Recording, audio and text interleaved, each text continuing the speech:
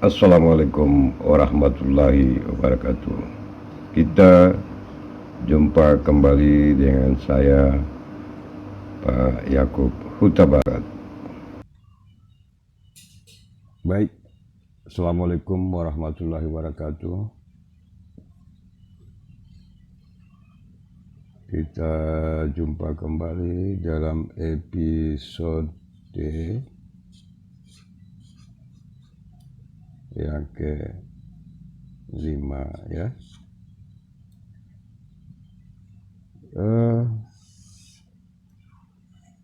Dengan bahasan dari mata kuliah etika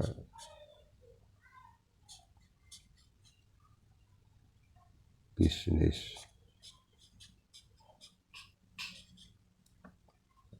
dengan tetap bersama saya Yakub Huta Barat. Ya.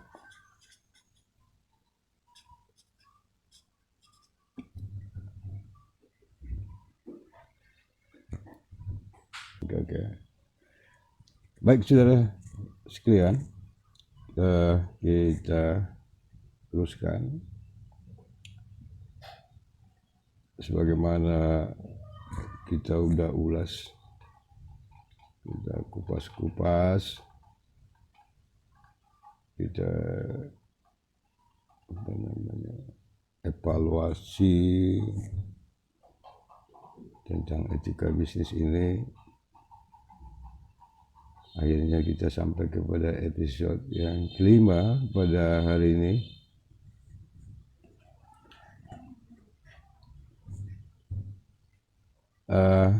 Barangkali pada kali ini kita tiba pada sebuah kesimpulan ya, dari hasil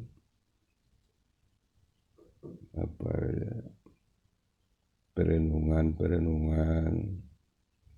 pemahaman kita secara pelan. Yang jelas kita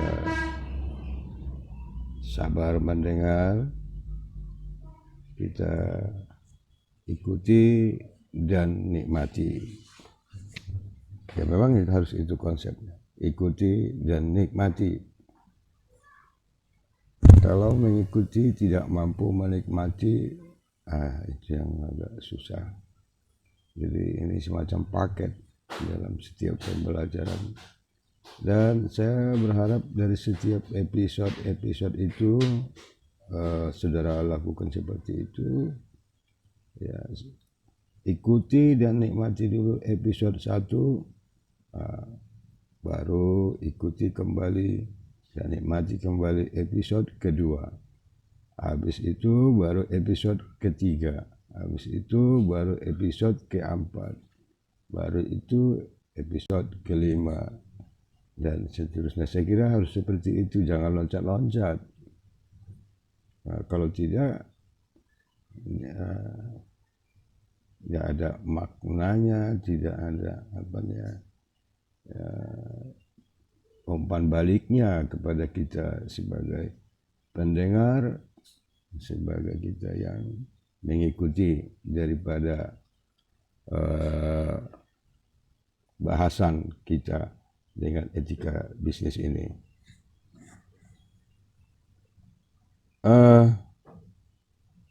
Saya tadi katakan bahwa pada episode ini barangkali kita sampai kepada sebuah kesimpulan dari pengikutan dan penelusuran kita gitu ya, jejak gitu, dan secara setapak demi setapak kita pahami pelan-pelan, ternyata rupanya etika bisnis ini dia sejenis makhluk ini, kan gitu ya kira-kira ya. Itulah kira-kira sebagai contoh pembukaan. Jadi beberapa poin kesimpulan itu bisa kita sampaikan atau tuliskan pada season ini.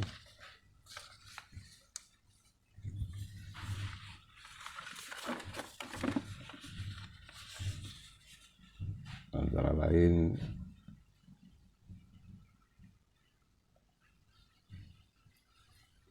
satu,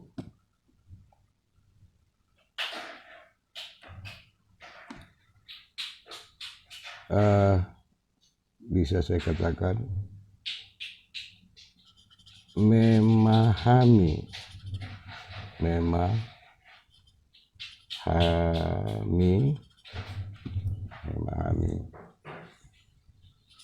etika bisnis.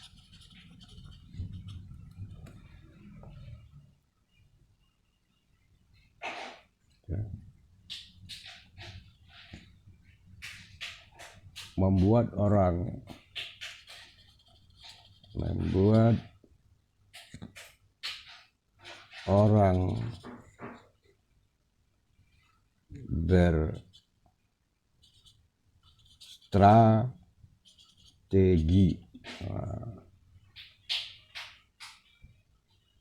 berstrategi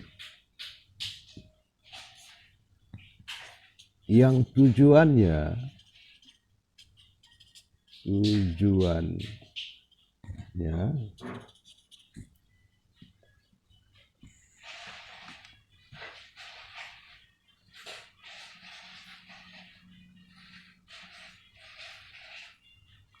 untuk tidak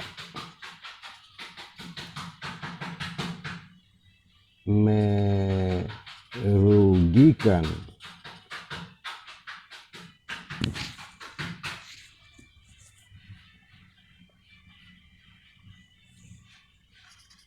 diri sendiri, ya. Jadi berstrategi untuk tidak merugikan diri sendiri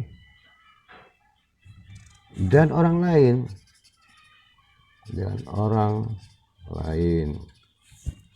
atau pihak lain, pihak lain.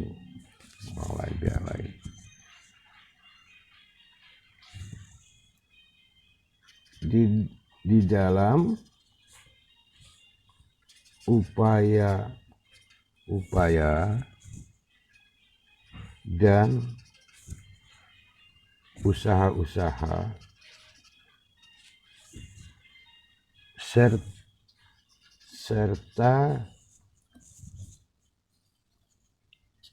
kegiatan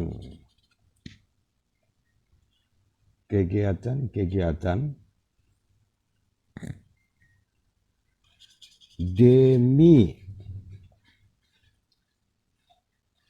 eksistensi dirinya maupun orang lain.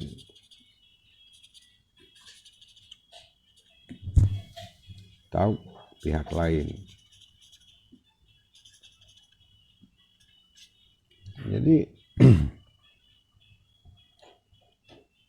memahami etika bisnis ini membuat orang berstrategi yang tujuannya untuk tidak merugikan diri sendiri dan orang lain, pihak lain, di dalam upaya-upaya dan usaha-usaha serta kegiatan-kegiatan demi eksistensi, ya, keberadaan dia, ya, keberadaan, kelanggengan, atau keberdiriannya, ketegakan dirinya, ya, hidupnya dia gitu, maupun orang lain gitu. Itu sebenarnya. Jadi kalau seperti itu sebenarnya, ya kan, maka bisa kita katakan Jika inilah hakikatnya membuat orang berstrategi tidak merugikan diri dan tidak merugikan orang lain, ini akan mendorong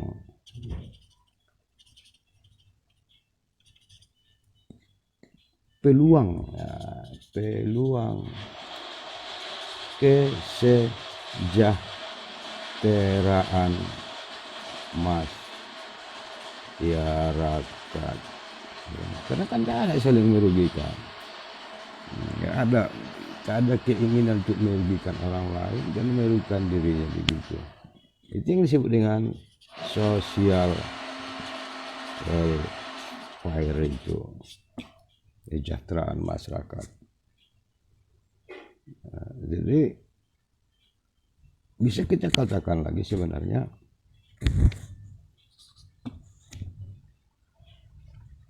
bahwa ternyata etika bisnis ini ya kan,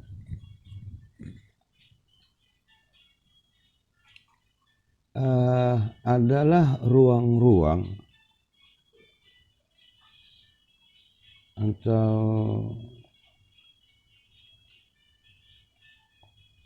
apa namanya itu,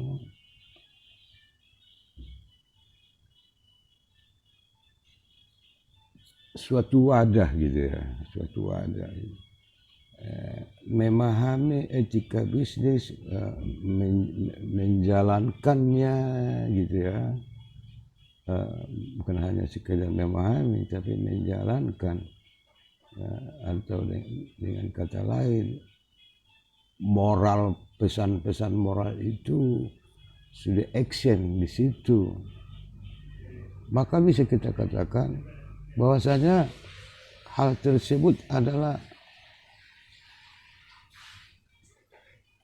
memaksimumkan, dia sebenarnya memaksimumkan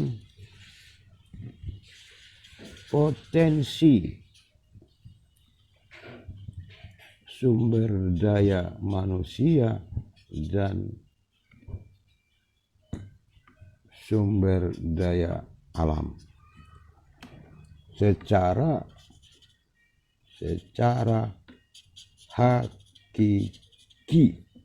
Sebenarnya begitulah kehendak, seharusnya sumber daya itu dimaksimumkan, kira-kira seperti itu.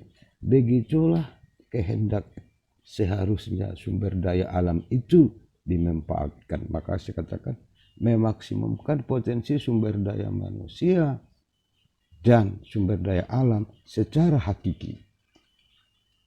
Apa ya, secara hakikat gitu ya, secara hakiki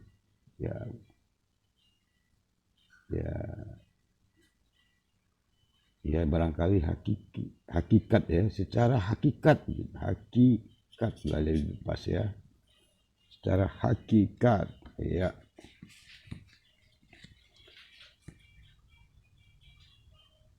Jadi bukan secara mudarat gitu.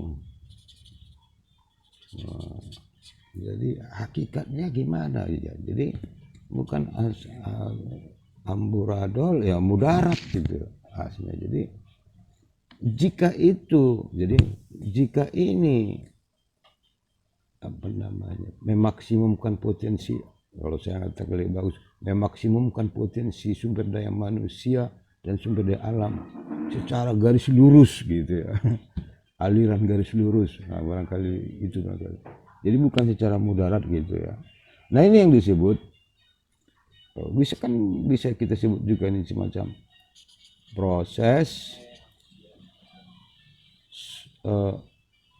ya, sebuah proses sosial welfare itu ya, sedang bergeraknya sebuah proses kesejahteraan masyarakat, kan gitu dia, karena ada. Kemudian barangkali yang perlu kita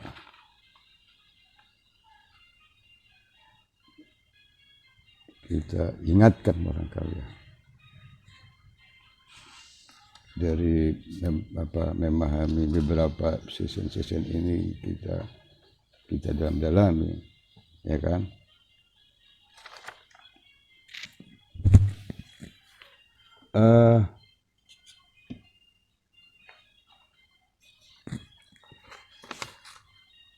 Ada yang menjadi pertanyaan kita ya, dari hasil kajian-kajian kita tentang social welfare.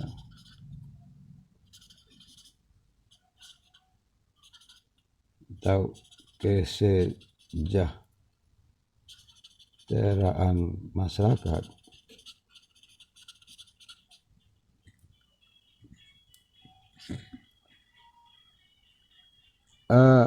Seringkali kita sebagai masyarakat ilmiah gitu ya, masyarakat akademis,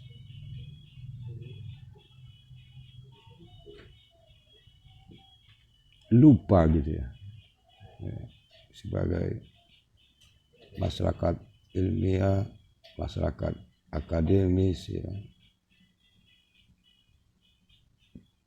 lupa bahwa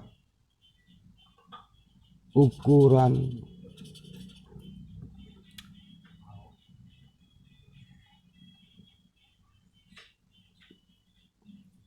tentang social welfare ini, ukuran tentang kesejahteraan masyarakat ini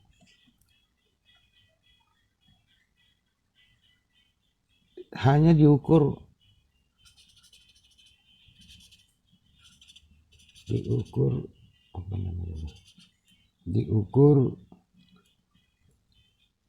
dengan nilai-nilai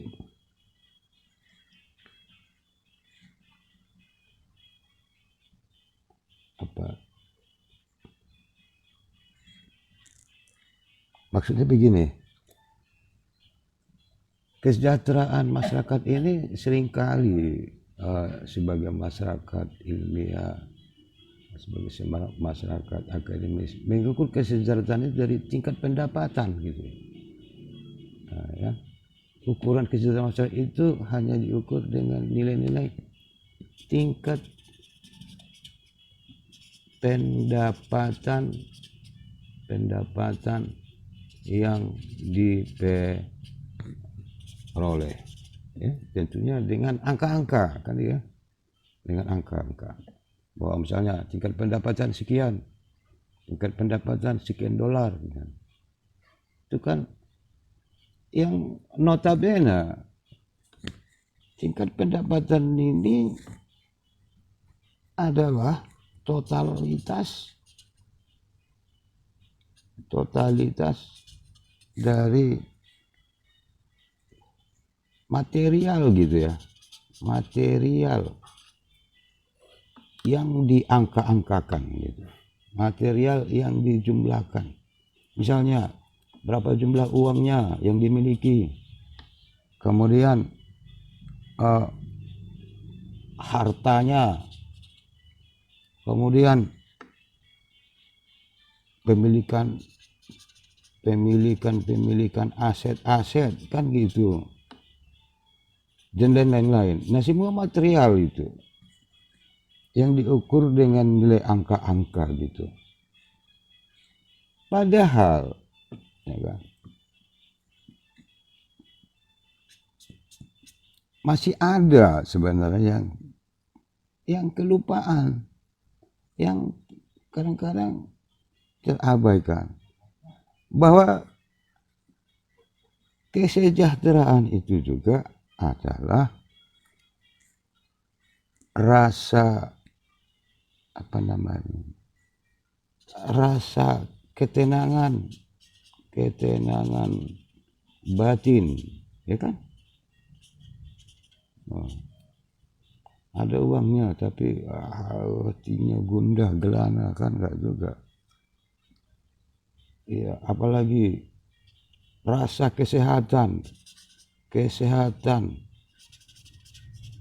yang dimiliki, kemudian kebahagiaan, ya rasa wow gitu. Misalnya ketika berada di tengah-tengah komunitasnya lah, atau komunitas keluarga gitu ya. Nah, begitu happy-nya dia gitu. Ini sebenarnya bagian dari kesejahteraan juga. Jadi seringkali yang kita hitung-hitung itu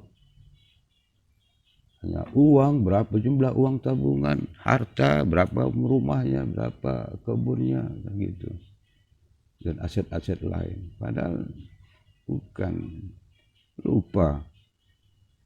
Jadi kesejahteraan ini dua-duanya. Jadi hanya yang kita hitung itu berarti yang kita hitungnya hanya 50% selama ini. Nah, itu yang saya katakan, saya katakan tadi, para kita yang berkecimpung di dunia akademis ini kan kelupaan. Nah, di dalam membuat total. Bagaimana mentotalkan ini dalam angka-angka, ya kan? Tapi dia bagian tak terpisahkan dari kesejahteraan. Itu dia.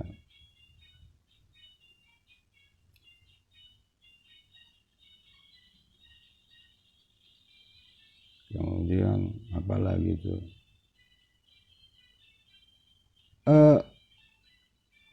Hak asasi manusia yang merdeka barangkali ya. Juga kan sekarang tuh lagi diangkat-angkat kan gitu ya. Nah itu juga bagian dari total integritas daripada perhitungan atau jumlah dari sebuah nilai social welfare gitu, atau sebuah totalitas nilai atau ukuran dari kesejahteraan masyarakat itu barangkali.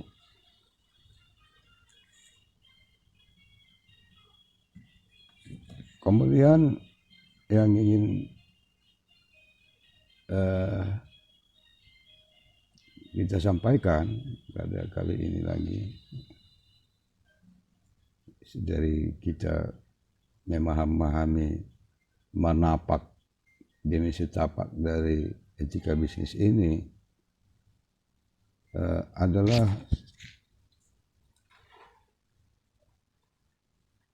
menyangkut keseimbangan ya.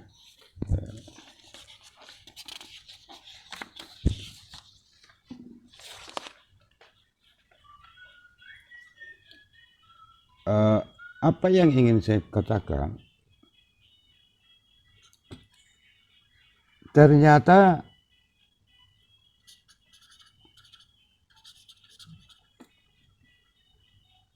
ketidakseimbangan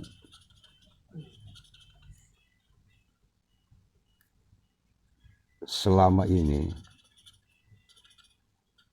ya, atau selalu berpacunya kan gitu ya, antara posisi demand, posisi supply gitu ya. Jadi ternyata ketidakseimbangan selama ini itu yang maksud kita, tidak ada equilibrium itu gitu ya. Susahnya memperoleh equilibrium itu.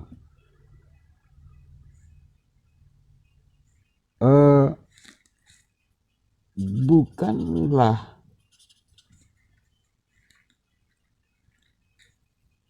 disebabkan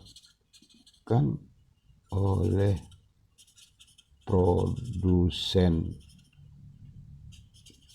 tok gitu. Terus dan produsen saja gitu ya, kok saja kok tok. Terus produsen saja.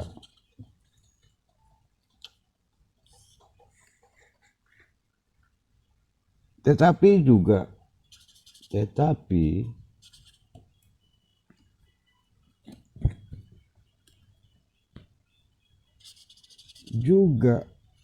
dari sisi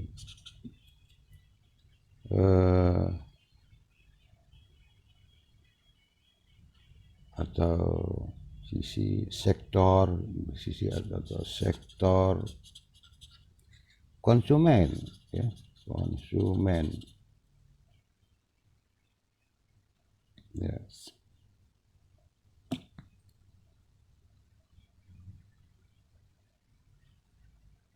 Begini, kecenderungan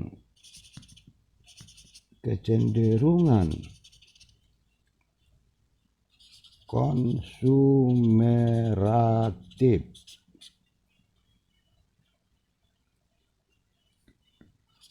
dengan motif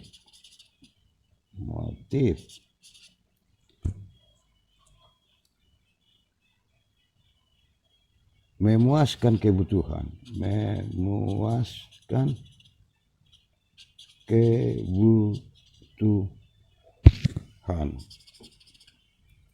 gitu ya.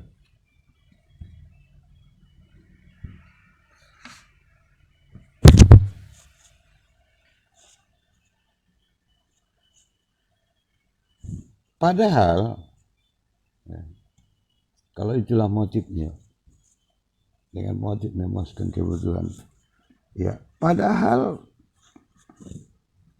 kebutuhan itu tak pernah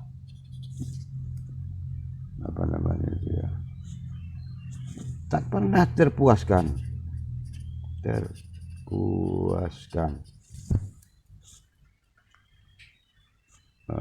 Karena sifatnya kebutuhan itu, ya kan, tak terbatas.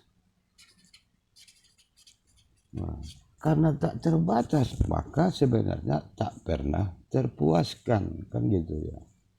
Kan itu selama ini yang kita bahas dalam ekonomi mikro. Jadi kalau begitu bagaimana? Seharusnya ini ya, sejadinya gitu barangkali. Artinya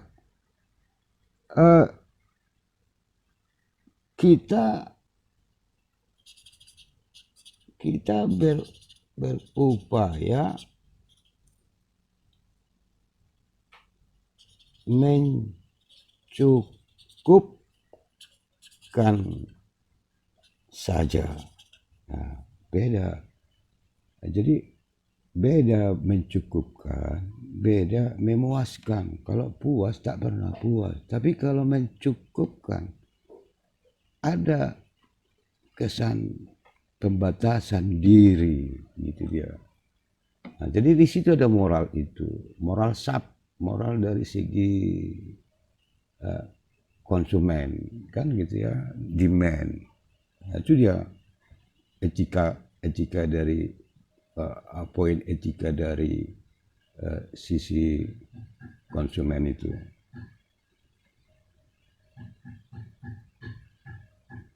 Jadi kita berupaya seharusnya mencukupkan saja. Ya. Kalau bahasa Arabnya kan qanaah gitu ya. Ya itulah barangkali kalau nggak salah ya.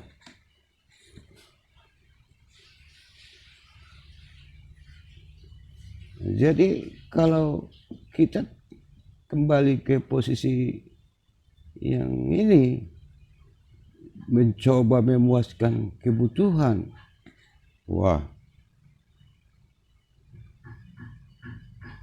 kita akhirnya kita bisa terperangkap Ini tadi, karena nggak ada etika, kita bisa terperangkap dorongan nafsu yang saya katakan yang tidak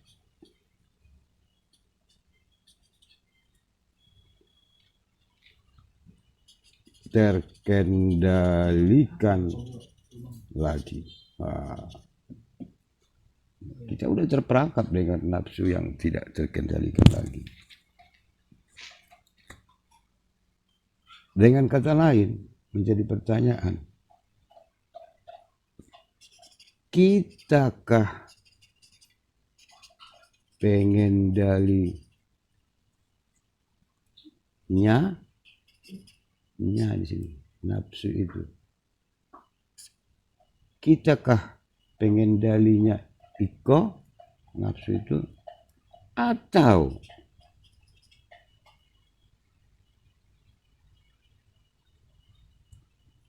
kitakah budaknya?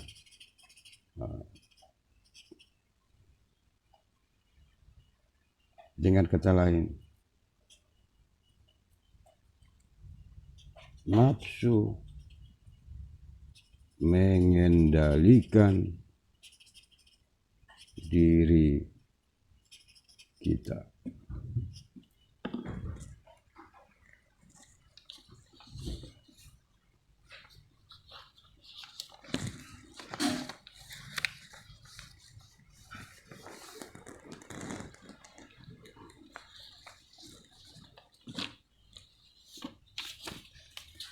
Jadi apa namanya, memahami etika bisnis ini kita seakan-akan semi filsafat gitu ya, mencoba merenung, kalau tidak nggak dapat kupasan itu ya. Nah, kemudian ya, kalau kita lanjutkan lagi ini sedikit lagi,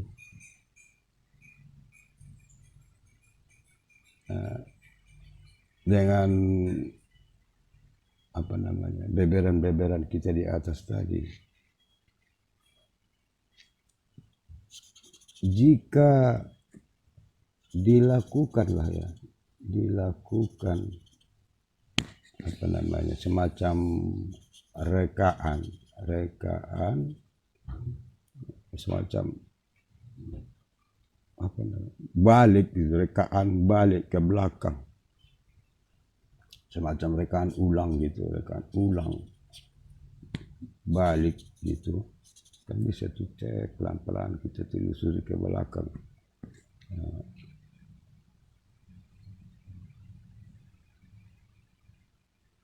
Apa namanya, dengan lambat kita ya, jadi kita coba lakukan rekan ulang balik ke belakang gitu, ke belakang kan, bisa ya direka ulang ke belakang kan.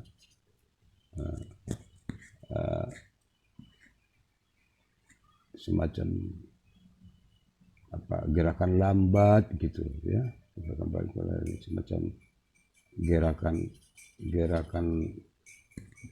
lambat.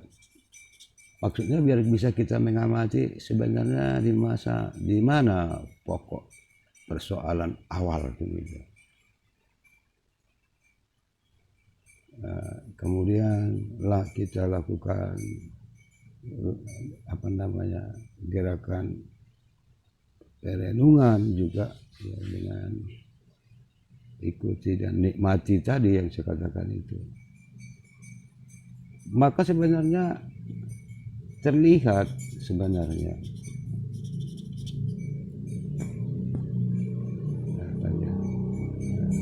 terlihatlah bahwa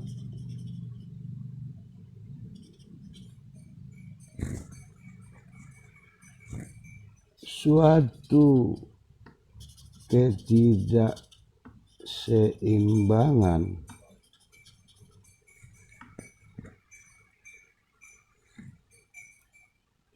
ternyata dimulai dari gerakan C yang kita sebut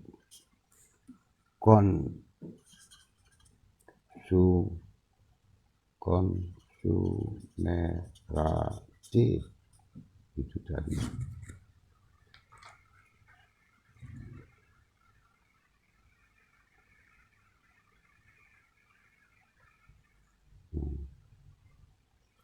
Kenapa?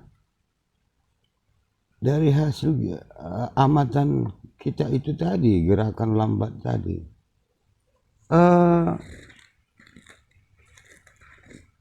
Ternyata pula saat itu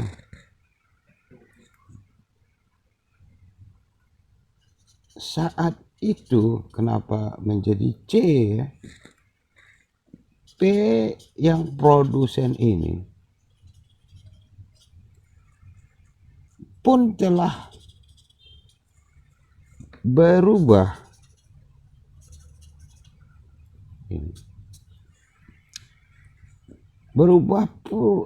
menjadi apa namanya? Berubah menjadi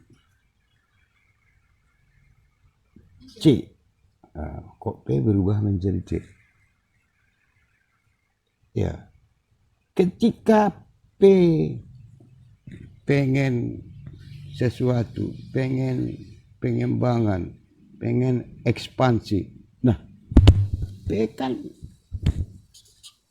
sudah menjadi C, telah berubah posisi produsen menjadi C. Dia kehausan, berarti supplier dong.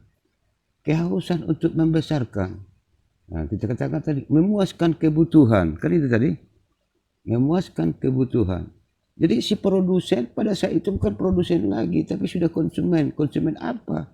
Kehausan dengan ingin memenuhi kepuasannya, usahanya dengan memperbesar ekspansi. Kan P menjadi C dia di situ. Ya. Jadi P menjadi C yang sedang kehausan gitu, kehausan. Nah, bisa jadi kata-kata ini, tapi biar gampang dipahami, kehausan itu berarti meminta gitu maksudnya kan gitu ya. Nah, jadi kehausan meminta demi memenuhi kebutuhan ekspansi tanpa batas. Nah ini dia.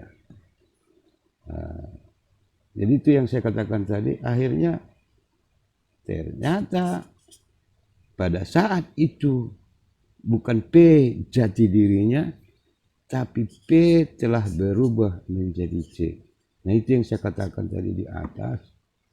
Jika kita lakukan semacam rekaan ulang balik ke belakang, terlihat bahwa suatu ketidakseimbangan ternyata dimulai dari gerakan C. Itu yang saya maksud. Saya kira barangkali sampai di sini untuk sesi ini. Ya mohon maaf kata-kata kalimat yang barangkali tidak populer ya. Tapi saya ingin bagaimana menyampaikan pesan yang saya sajikan, yang saya suguhkan ini kepada saudara, saudara bisa menerimanya. Itu maksud saya sebenarnya. Jadi mohon maaf dengan kata-kata yang tidak pas barangkali, yang tidak tepat. Mohon izin saya untuk itu. Namun sebelum kita tutup, barangkali di sesi ini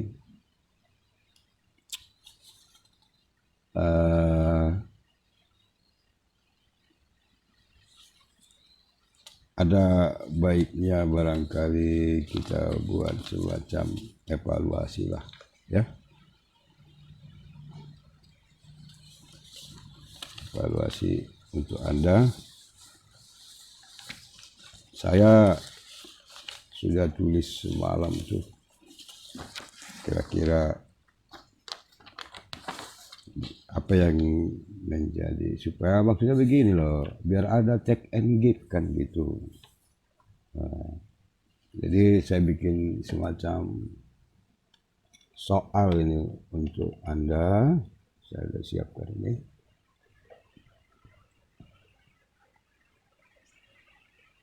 Ya. Nah, ini apalah nih ya, tugas Anda gitu ya.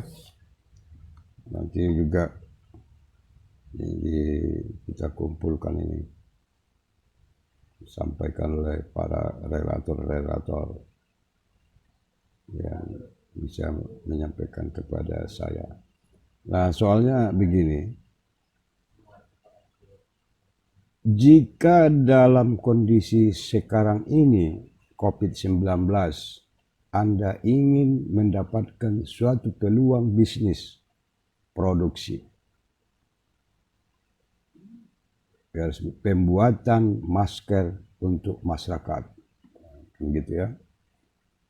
Pertanyaannya, coba perbuat poin-poin etika produksi dan juga poin-poin etika konsumen sebanyak-banyaknya, minimal 50 poin. Jadi dari poin-poin itu, tentukan poin-poin apa saja dari dua sisi di atas, produsen konsumen, yang dapat menjadi poin etika bisnis yang sinkron, yang mendorong peluang bisnis dan menentukan pilihan bisnis Anda. Pembuatan masker untuk masyarakat, ya, itu untuk Anda.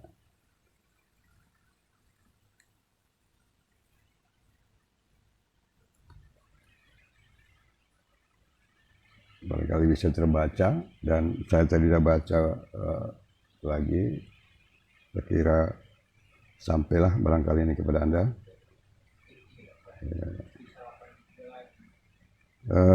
Kemudian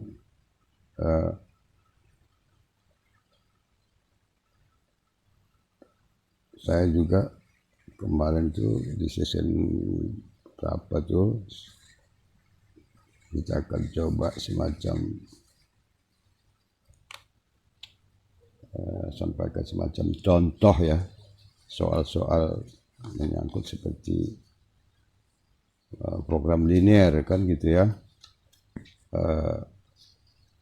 Barangkali kita buat juga soalnya.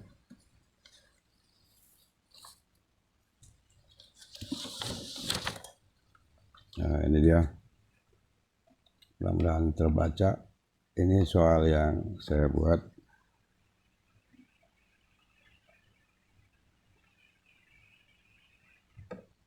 Tapi nggak usah terlalu risau, kan saya katakan saya akan coba berikan, kita akan kerjakan ini secara bersama-sama nanti, tapi ditambahan lah ya di sesi berikutnya. Saya hanya menyampaikan ini bentuk soalnya, sebuah soal yang sedikit lah agak rumit-rumit dikit gitu ya. Begini kira-kira bunyinya.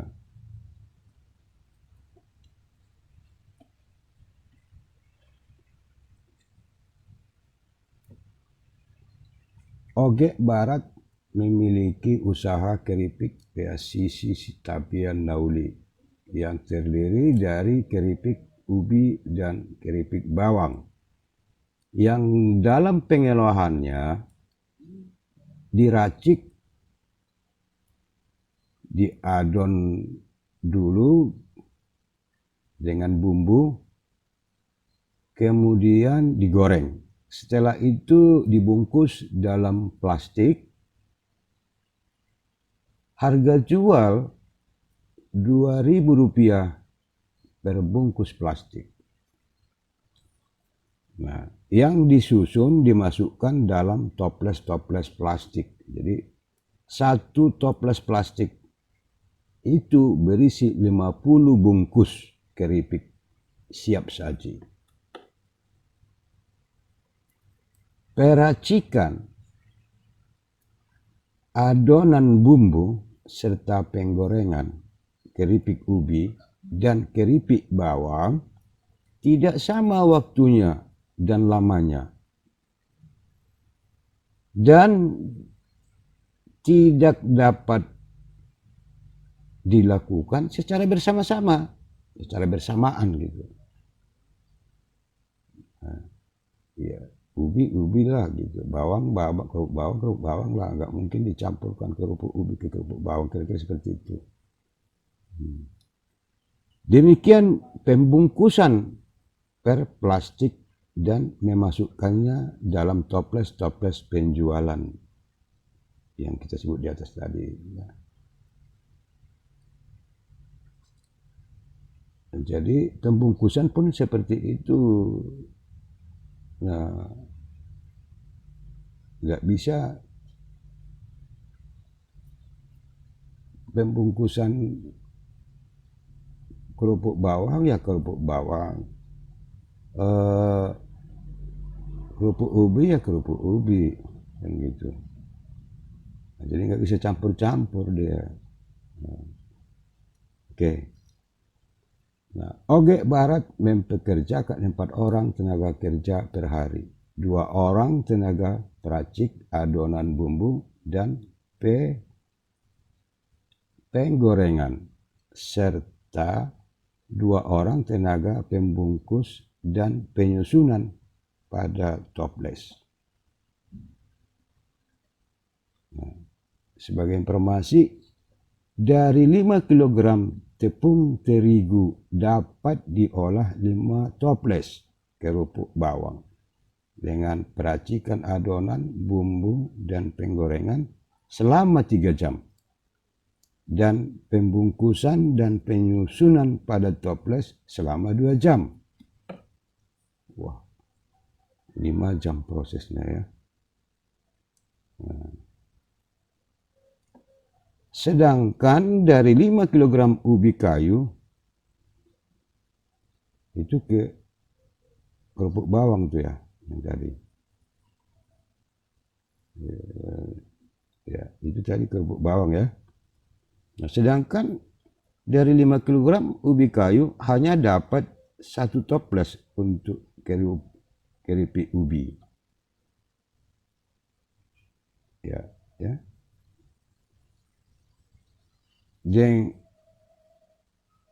Ya 1 toples. Dengan selama peracikan adonan bumbu dan penggorengan selama 2 jam. Dan setengah jam untuk pembungkusan dan penyusunan pada toples. Nah, ini 2,5 jam gitu. Jadi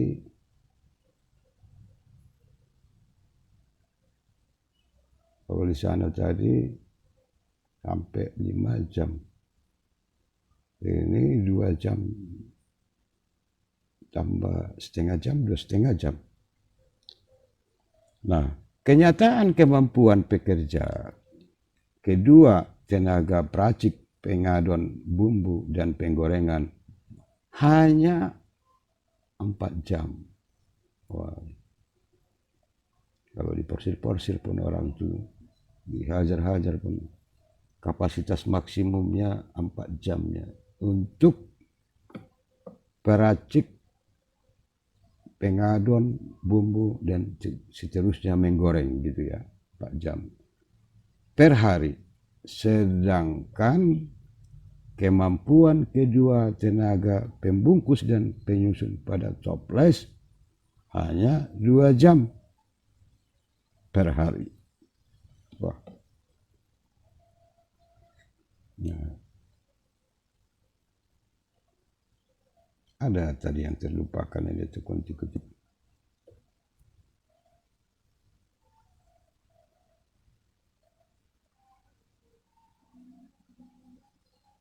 Oh, nggak apa-apa beberapa udah kita jelaskan ya.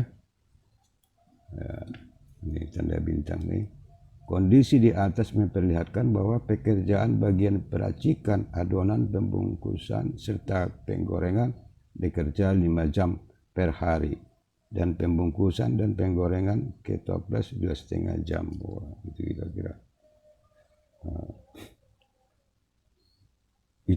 Itu yang kejadian. Ya. Ternyata fakta menunjukkan kapasitas tenaga tenaga peracik, pengadon, bumbu dan sekaligus menggoreng tuh ternyata 4 jam. Sedangkan kekuatan tenaga pembungkus yang 2 orang, masing-masing 2 orang tuh, dan memasukkannya, menyusunnya ke dalam toples. Jadi jadilah bungkus-bungkusan yang dimasukkan ke dalam toples kembali, kan gitu. Itu 2 jam per hari. Nah, menjadi pertanyaan, berapa bungkus kerupuk ubi dan berapa bungkus berapa bungkus keripik ubi dan berapa bungkus keripik bawang maksimum diproduksi per hari? Ini pertanyaan pertama. Berapa jumlah yang laku terjual? Bukan. Pertanyaannya begini. Jika yang laku terjual adalah 70%, berapakah penjualan diperoleh dari keripik bawang dan berapa dari keripik ubi? Nah, kemudian lagi, jika 10% dari yang terjual, dari sini maksudnya, adalah jasa penjualan pada tempat tongkrongan toples. Jadi kita berikan 10% ke yang tempat tongkrongan toples kita itu. Jadi kalau misalnya laku semua 10% untuk dia gitu. Nah, itulah kira-kira soal ya, pertanyaan. Sebenarnya masih banyak pertanyaan-pertanyaan nanti, tapi sekedar untuk Anda amati saja ini, Anda renungkan, nanti kita akan bahas bersama ini sebagai contoh kondisi-kondisi ilmu sosial, kondisi-kondisi tingkah laku manusia kesehari-harian, behavior yang itu kan tingkah laku manusia itu pelan-pelan dengan pemakaian ilmu-ilmu, teknik-teknik, pemecahan-pemecahan, gaya berpikir yang saya katakan algoritma, itu dapat membantu